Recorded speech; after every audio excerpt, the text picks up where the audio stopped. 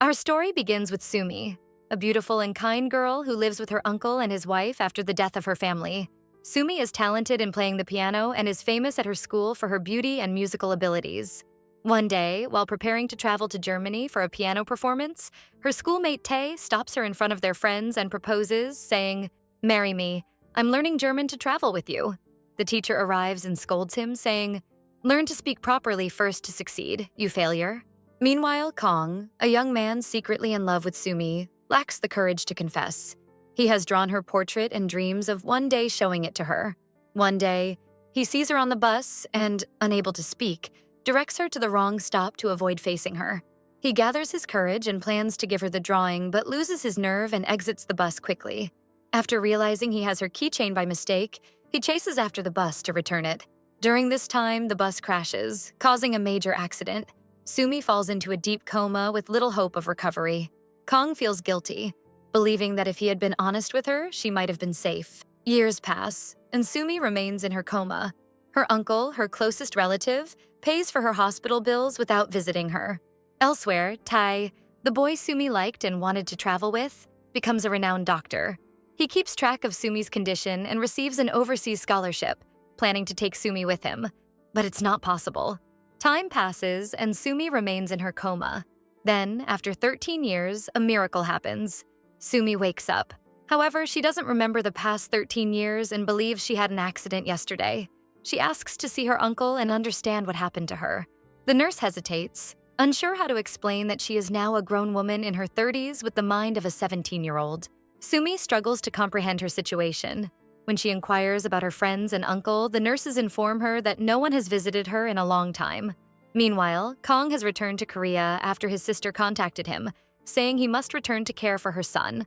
Chan, now a 17-year-old teenager, has two friends, Taemin and Bumba, and is excited that his uncle Kong is coming back to stay with him.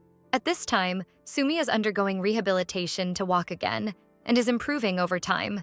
Every time she asks about her family, the nurse avoids the question, feeling sorry for her. However, Sumi learns from another nurse that she is in the ward for abandoned patients whose families haven't inquired about them for a long time. Kong arrives in Korea and begins acting strangely, measuring the length of everything in his path. He hires a housekeeper named Jennifer to take care of Chan and Kong's elderly dog. Sumi escapes from the hospital and walks into the street but is shocked by the changes. Small houses have turned into skyscrapers, and familiar streets have disappeared. Kong, still measuring everything, is near a girl who thinks he's perverted and hits him. His secretary intervenes, explaining that he has a professional condition, not perversity, and that he's a set designer. She scolds him, saying he needs to take better care of himself and shave his hair. Sumi eventually finds her old house, which turns out to be Kong's house.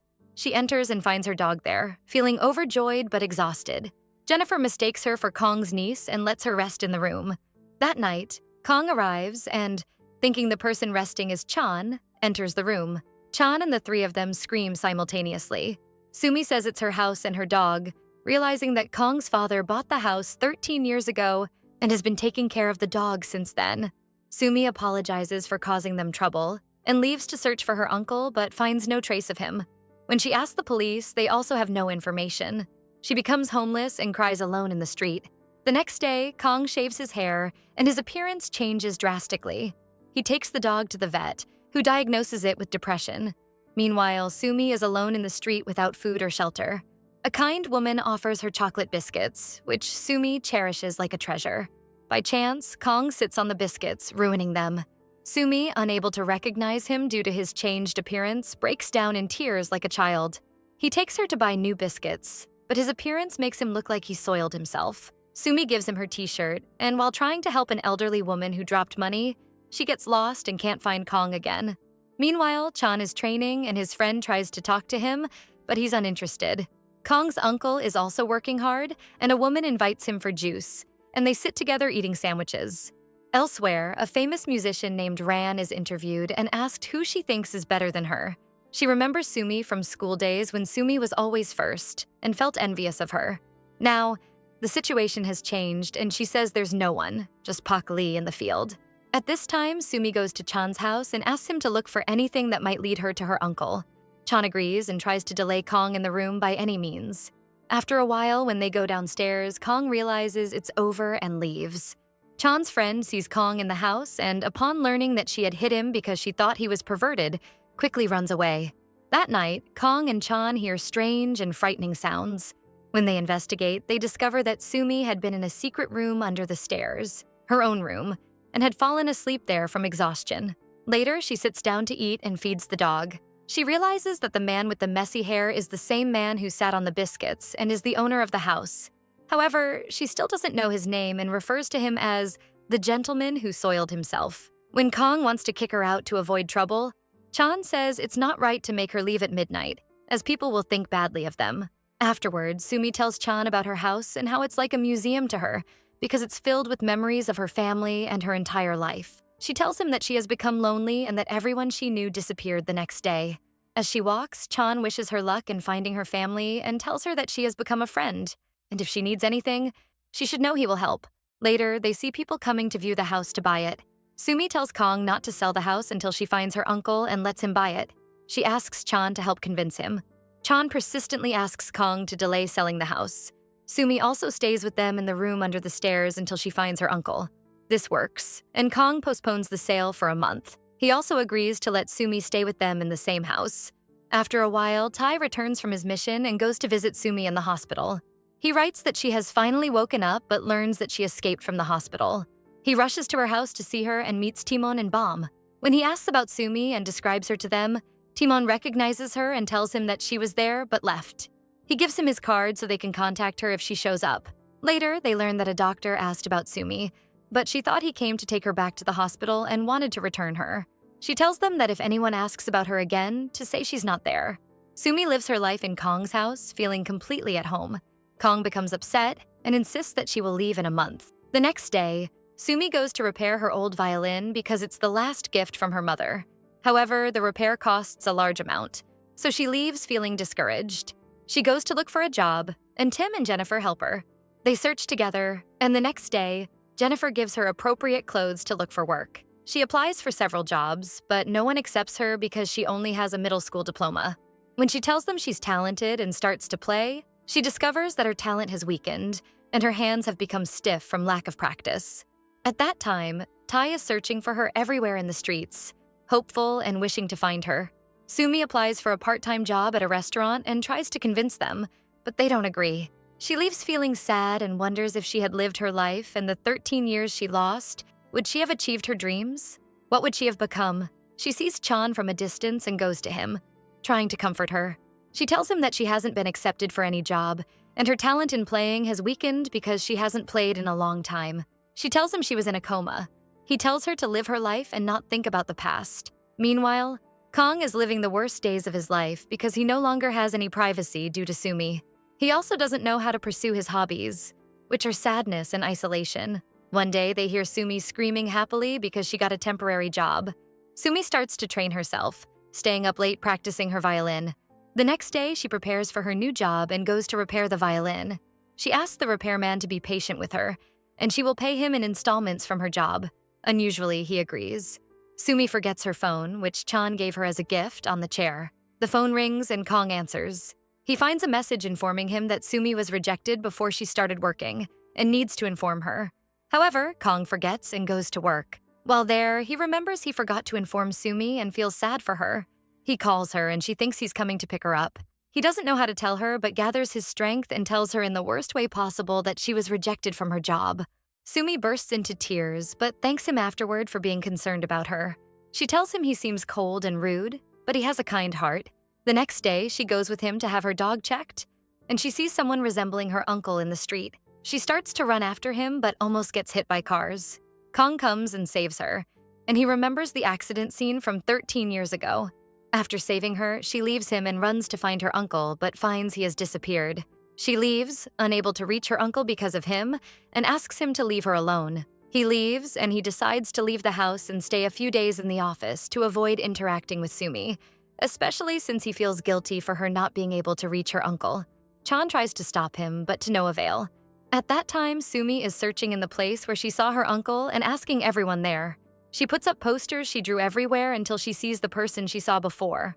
But when she sees him up close, she realizes he's not her uncle. This makes her feel guilty toward Kong because she scolded him for no reason. Meanwhile, the office phone rings and Sumi answers. Kong is responsible for the decorations of the musical event she wants to organize.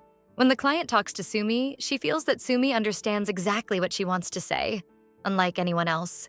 However, she doesn't have time to know her name because she has a meeting. Kong arrives and finds Sumi in the office. He asks her what she's doing there, and she tells him she's there to apologize for what she said.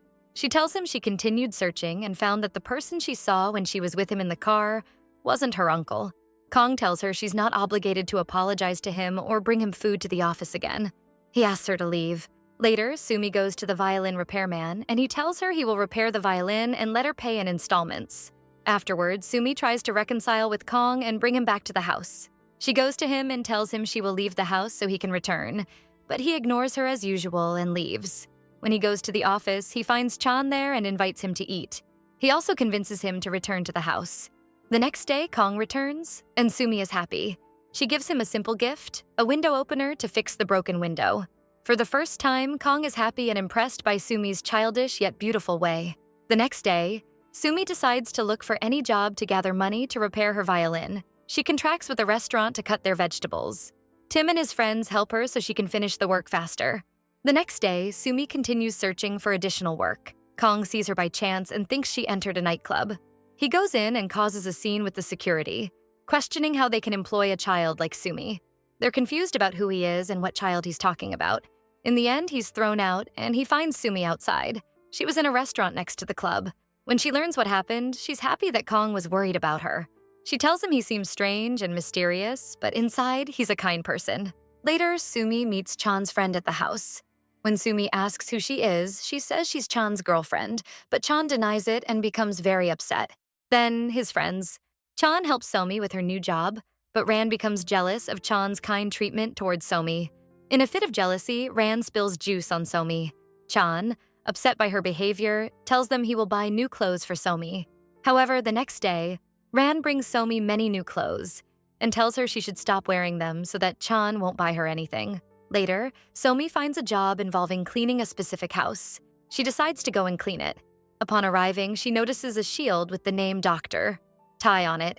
This reminds her of Tai, her schoolmate, who used to encourage her to continue with music. She recalls how much she admired him and wishes to see him again.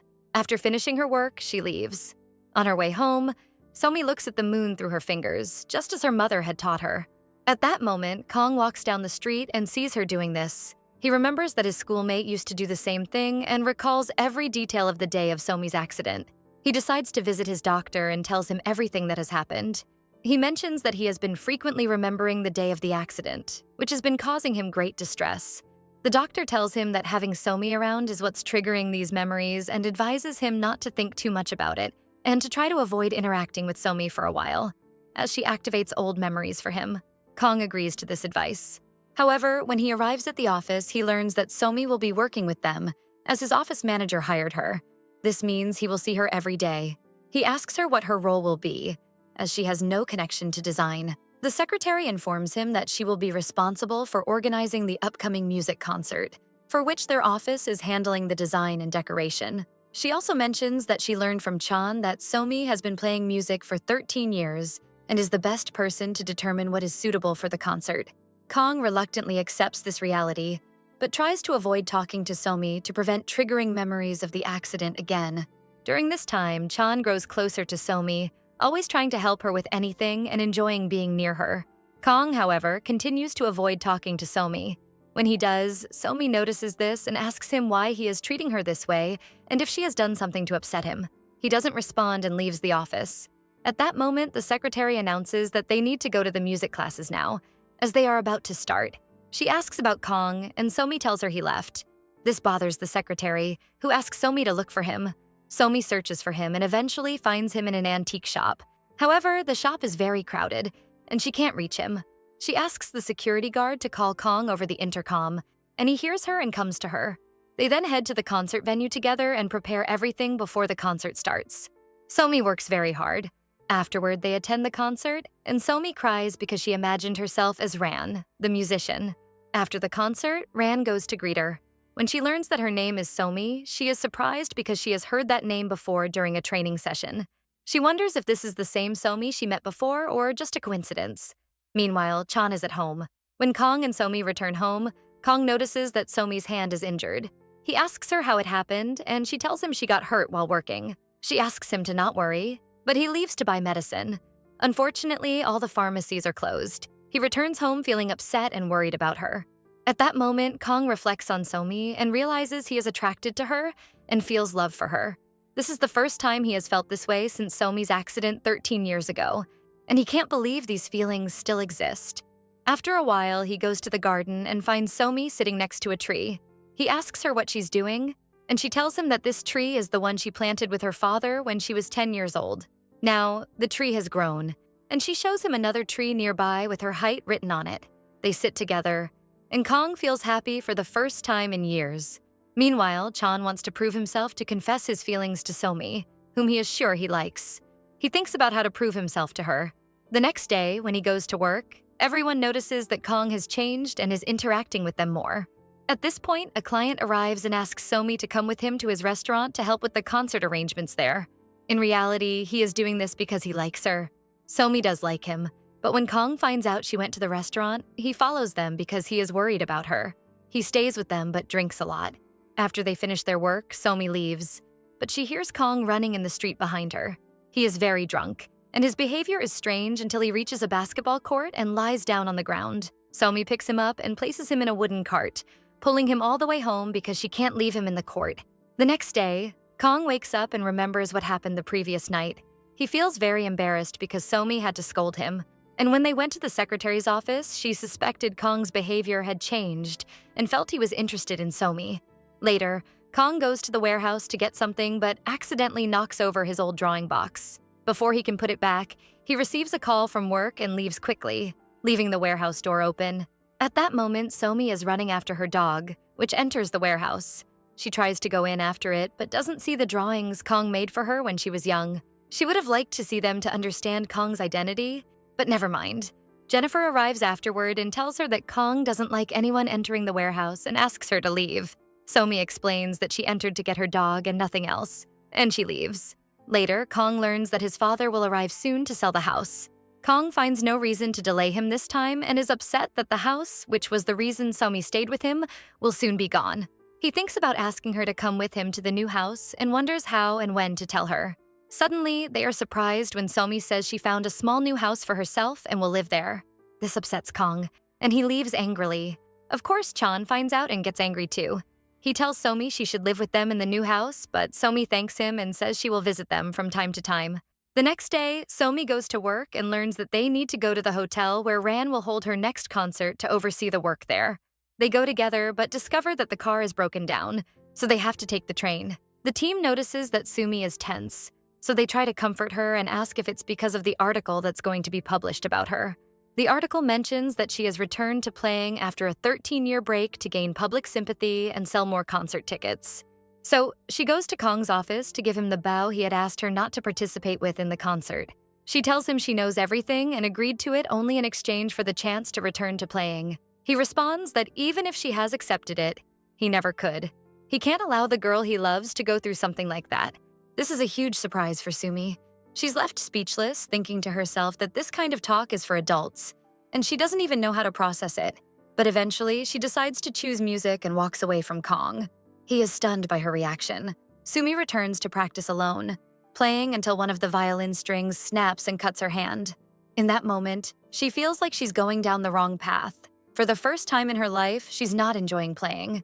Meanwhile, Kong is looking everywhere for her and doesn't know where she could be. When he checks the rehearsal space, he finds it locked. But Sumi is inside alone, crying. The next day, she visits Kong and tells him she would end up hating music if it ever became a source of humiliation. That's why she decided not to participate in the concert.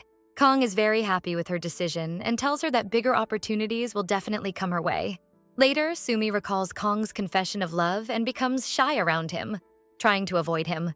Meanwhile, her coach talks to Ran and says he knows she's been feeling jealous of Sumi. He tells her that jealousy has changed her, and that Sumi is a kind person who would never hurt anyone. He advises her to let go, especially now that they're on different paths. Ran agrees that he's right and tries to stop thinking about Sumi. The next day, Sumi is helping Kong prepare for Ran's band concert. Kong notices that she looks upset and tries to cheer her up. Just then, They learn that one of the musicians is missing. Sumi is hesitant at first since she didn't bring her violin, but she decides to help out and experiences the thrill of being on stage once again. She performs beautifully, and Ran is genuinely happy for her. After the performance, Kong gives Sumi a drawing he made of her and tells her she played wonderfully. He confesses his love again. This time, Sumi tells him that she loves him too, loves the drawing, and praises him for his talent. She asks him never to stop drawing and never to stop loving her. The next day, Sumi tells Kong about her uncle. She once saw him in the city when he had told her he was traveling, and she believes that whatever made him lie back then is likely the same reason he disappeared now. Kong decides to search for her uncle himself. He prints flyers and distributes them all over the city, hoping someone will recognize him. At the same time, the solo rowing competition Chan has been preparing for is taking place. Everyone goes to cheer him on. Chan is in pain from a leg injury but decides to compete anyway, unwilling to let his hard work go to waste. He joins the race and almost loses, but in a final push, he speeds up and wins first place. Everyone is overjoyed and very proud of him. After the race, they learn that Chan's leg injury is serious, and he's admitted to the hospital for specialized care. While at the hospital, Tai appears and sees Sumi. He tells her that he has searched for her for a long time and couldn't find her. She smiles and asks who he is. He tells her he's her childhood friend, and that he has kept track of her all these years. She agrees to sit and talk with him, asking if he knows where her uncle is. He tells her that he heard her uncle left the country, but had been paying for her hospital bills all these years. Then he tells her that the friend who was with her on the bus during the accident passed away. This shocks Sumi deeply. The next day, she visits her friend's grave with Kong. She cries because she had always hoped her friend was still alive. At the grave, Kong sees her friend's name and realizes it's the same girl he saw with Sumi on the bus 13 years ago. That's when Kong finally realizes that Sumi is the same girl he had fallen in love with back in high school. He holds her tightly, thanks her for still being alive, and tells her everything will be okay as long as she's safe. They return home and Kong starts remembering everything about the accident. He begins blaming himself more. Chan notices something is off with Kong but doesn't know what's going on. He tries to get closer to him to find out, but Kong won't open up to anyone. The next day, Sumi goes to the storage room looking for Kong but doesn't find him. Instead, she discovers the old drawing he made of her, which makes her emotional. It means he's known who she was all along. She starts searching for him but can't find him. She tells Chan that the drawing is of her at 17 and believes Kong must know more than he told her. Chan takes her to look for Kong at the office, but he's not there either. Meanwhile, Kong is at the airport preparing to leave the country and disappear. When Sumi returns home, she finds a letter in her room from Kong. In it, he confesses that he has loved her since high school. He tells her that he saw her on the bus the day of the accident, and that he was the one who told her to stay on until the next stop. He's felt guilty all these years and thought she had died. This revelation devastates Sumi. She realizes that Kong had been living with the burden of guilt, thinking he was the cause of everything. She heads to the bridge where she used to sit as a child, thinking deeply about Kong. At that moment, Kong arrives. He tells her he couldn't go through with leaving her and won't run away from his problems again. She tells him he was never the cause of the accident, and then reveals her side of the story. 13 years ago, she was at the airport saying goodbye to her uncle when she saw a lost child crying. She helped him find his mother, but when she returned to her spot, her violin was gone. She searched for it and learned that a young man had turned it in to Lost and Found. That young man was Kong. She had tried to find him in the airport to thank him, and she did see him from afar, but didn't manage to speak to him. A few days later, she saw him again in the neighborhood and found out he lived there. She kept watching him all the time, and every time she saw him, her heartbeat would speed up noticeably. Then one day, she saw him on the bus and decided to go thank him and give him a bell just like hers as a gift, but she was extremely shy at that moment. Kong tells her that this still doesn't mean he's not the cause of the accident, but she tells him he's not the reason. When she asked him for directions, it was just a way to start a conversation. She already knew her stop well and was going to get off there anyway, just like she always did. At that point, Kong tells her that he loves her and is grateful she came back into his life again. She tells him that she loves him too, and promises to stay by his side forever. The next day, Chan meets with Sumi and confesses that he has feelings for her, but he knows that she and Kong love each other. He says he had to tell her how he felt so he could move on, and he asks her to stay by Kong's side because it's the first time he's seen him this happy in years. He also asks if they could remain close friends, which shocks Sumi and leaves her speechless. She ends up walking away without saying anything. Meanwhile, Kong is at the hospital with Tai, and Tai tells him that the man responsible for the accident had come by and wanted to meet Sumi to apologize. He also reveals that the man was the one who had been paying Sumi's hospital bills all those years, because her uncle had stopped paying a long time ago. Kong tells Sumi what he learned and asks her to meet the man who caused the accident. She agrees, but the moment she sees him, she gets furious and tells him he's the reason her friend died. He apologizes repeatedly and admits he had been drinking and wasn't in his right mind that night. But Sumi says that's no excuse and tells him he's a criminal who should be punished. The man says she's right and admits he was afraid to turn himself in but is now ready to do so, for her sake. At that moment, Jennifer appears and recognizes the man. She tells him he's the one responsible for her husband's death. He had also been on the same bus as Sumi. After the man leaves, Sumi tells Kong she wants to find her uncle no matter what. Kong then tells her that he found out her uncle declared bankruptcy and also separated from his wife. Sumi is shocked, since her uncle and his wife had loved each other deeply. Kong says he knows where the wife is now and offers to take her there. They go to her shop and look for her, but they don't find her. So they decide to head back home, feeling defeated. Suddenly, her uncle's wife appears, calls out to Sumi, and asks to speak with her. Sumi immediately asks where her uncle is. The woman cries and tells her that her uncle stayed by her side for over a year after the accident, waiting for her to wake up. But at the same time, his business was going through a major crisis and eventually went bankrupt. On top of that, he was dealing with heart problems. Eventually, he passed away from the pain and stress. Sumi is completely shocked and struggles to process the news. She had always hoped to see her uncle one more time. Sumi falls into depression, and Kong stays by her side the whole time to support her and help her through the pain. Thanks to his care, Sumi is able to recover and return to her normal self. A few days later, she receives a message from Ran, suggesting that Sumi study music formally so she can become a certified musician and participate in international concerts. Sumi asks for Kong's opinion, and he tells her that no one else can make that decision for her. It's hers alone. Sumi thinks about it for a while, then decides to accept the offer and go abroad. Kong tells her he'll come visit her in Berlin in a few months. On the day of her flight, Sumi decides to go to the airport alone because she doesn't like goodbyes. But at the last moment, she changes her mind, cancels her trip, and goes to Kong. She tells him that she's decided to stay in Korea because she doesn't want to waste a single moment away from the people she loves. Kong hugs her and tells her she made the right decision and that he loves her. She tells him that she loves him too and doesn't want to be apart from him. From then on, they live together and become a beautiful family. And that's how our series ends today. If you like this summary, don't forget to like, share, and subscribe to the channel and activate the notification bell so you don't miss any new recaps. Goodbye.